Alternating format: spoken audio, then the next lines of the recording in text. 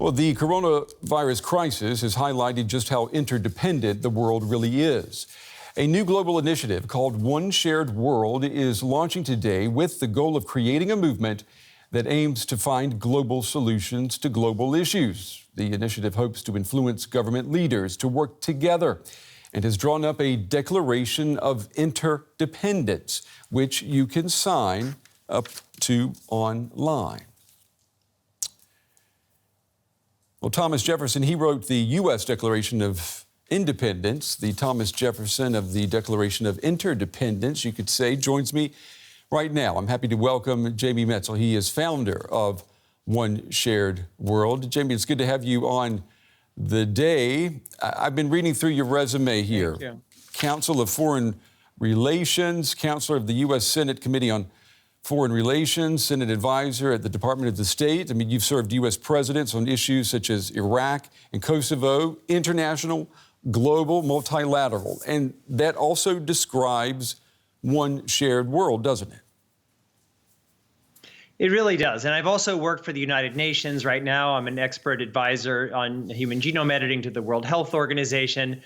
But even if I was the greatest nationalist in the world, even if I thought that everyone should just look out for themselves, the way that we all need to do it is by recognizing how interdependent we are and that we cannot survive if we don't look out for each other. And if this virus is teaching us anything, it's that walls don't work. The way we protect ourselves is by protecting all humans. And up to now, the voice of our collective humanity just hasn't been at the table. We have our countries, they come and negotiate with each other, and our government representatives are doing what we ask them to do, which is represent the national interest, but nobody's looking out for our collective interests. And that's what we're trying to do, to create a social movement and a political force doing just that.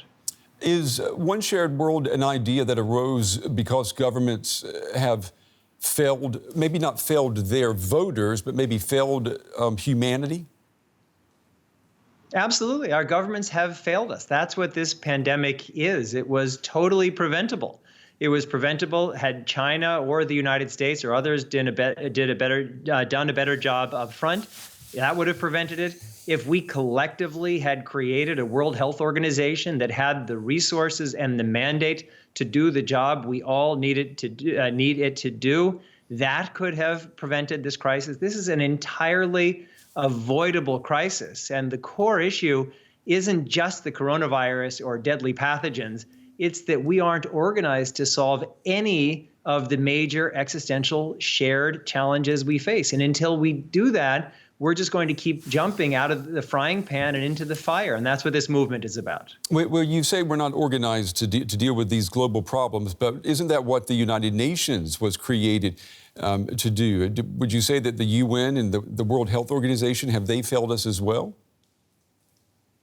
They have, but it's not their fault. I mean, I love the UN. As I said before, I used to work for the UN. I do some work now with the WHO. These are incredible organizations staffed by some amazing people working their hearts out. But the problem is we have a world essentially controlled by states. The international organizations are created, funded, and largely controlled by states. And that's the issue, is that we don't have the WHO that we need. My guess is if you ask everybody at the WHO, do they have the tools they need to do their job? They would say no, but we're not giving them those tools.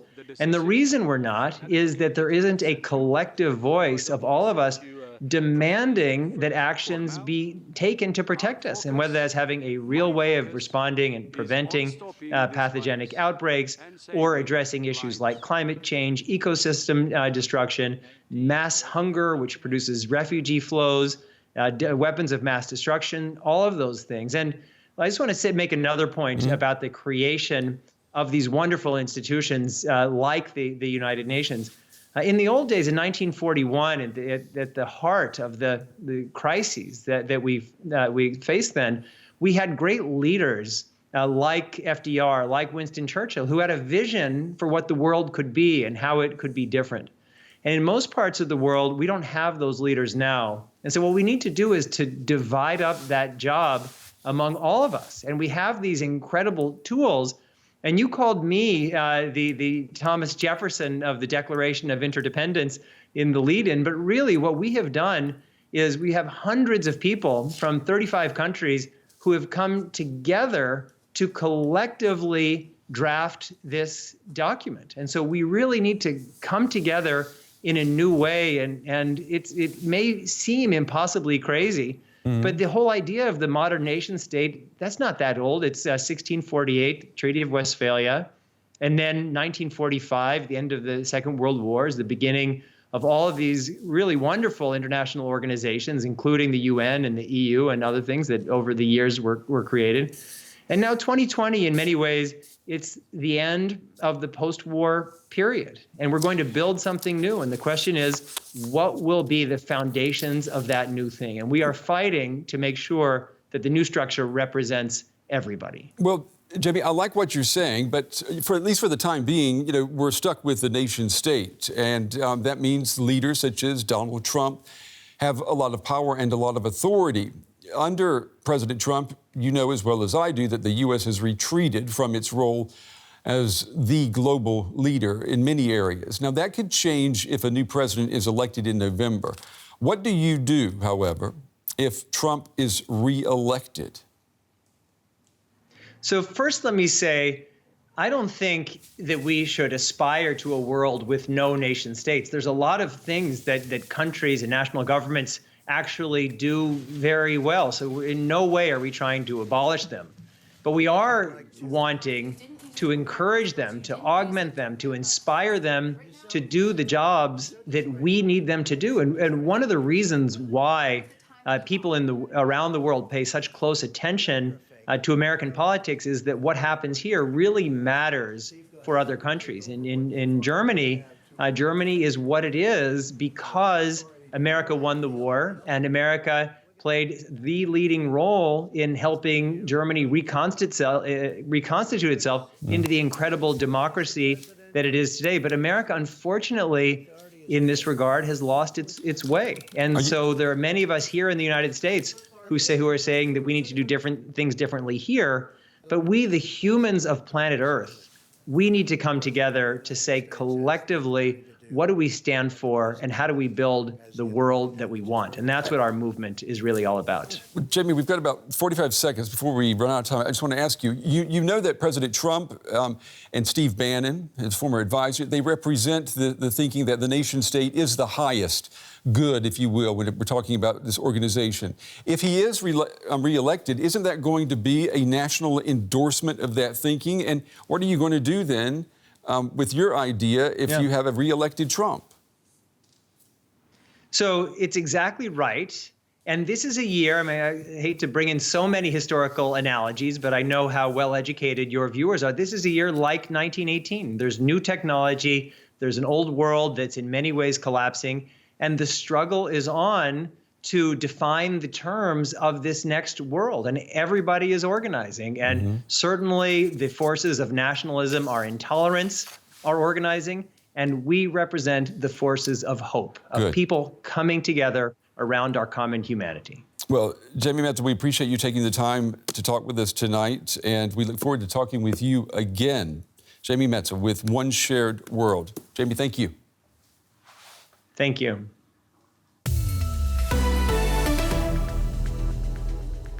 Well, the pandemic has also forced the U.S. artist Christo to postpone a project to wrap the Arc de Triomphe in Paris in fabric until next year.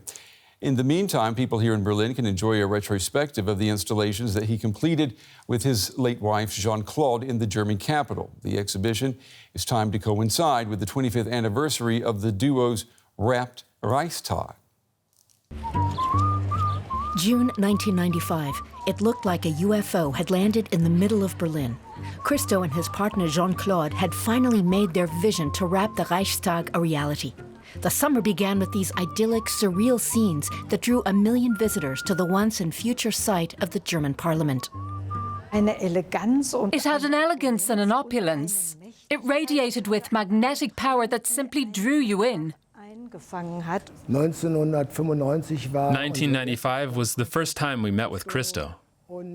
It was astonishing to see that every fold and wrinkle he had painted was exactly what you could see in real life later.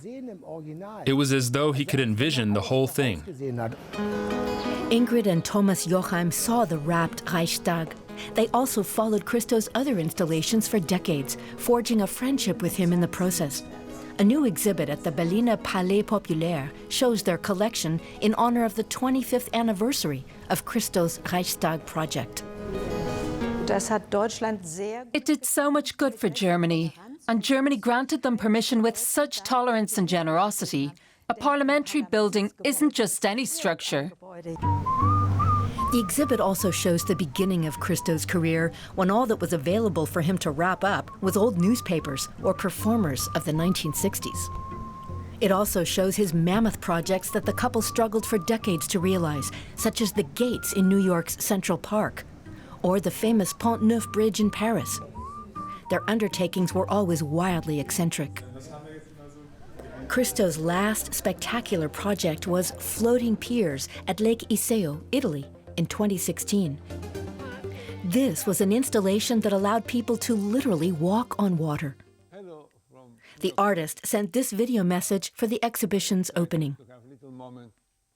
I'm very happy that all that is now in Berlin for the 25th anniversary of the Reichstag. Thank you very much, and I hope you enjoyed the exhibition. Christo turns 85 in June, but despite the death of his partner Jean-Claude in 2009, he hasn't lost any of his creative spirit. This fall, he had planned to wrap the Arc de Triomphe in Paris, a long-held wish. But the pandemic has forced him to put that project on hold for a year. The summer of '95. Well, the day is almost done. The conversation continues online. You'll find us on Twitter, either at DW News, or you can follow me at Brent Goff TV. And remember, whatever happens between now and then, tomorrow is another day. We'll see you then, everybody.